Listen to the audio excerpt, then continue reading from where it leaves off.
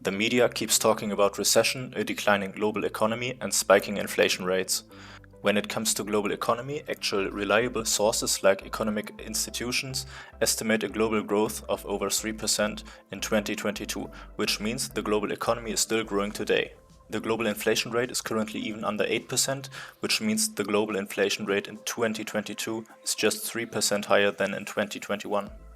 The conclusion here is that we do have less increase in global production and the value of money is generally declining. However, the actual economic output is better right now than last year. When it comes to national economies, we can see how small and trivial most countries are in comparison to China and the USA. India, which is said to be on an economical rise, is actually not even on the same level as far smaller countries like Germany or Japan. Russia is on top of that, even far behind India.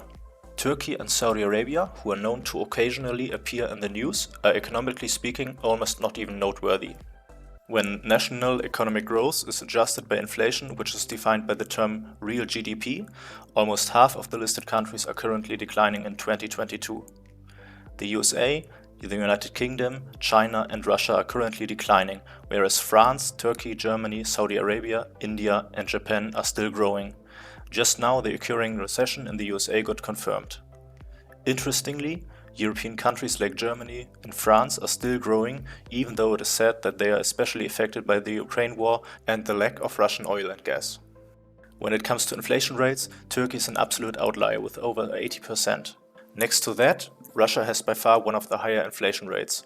Other than that, only Japan, Saudi Arabia and China of the shown countries still have a pretty low inflation rate at around 2 to 3%. Despite how the media portrays the global economy and different countries, most economies are not even close to being in a critical state. Most economic forecasts even state that economies will turn back to healthy growth rates in the next years.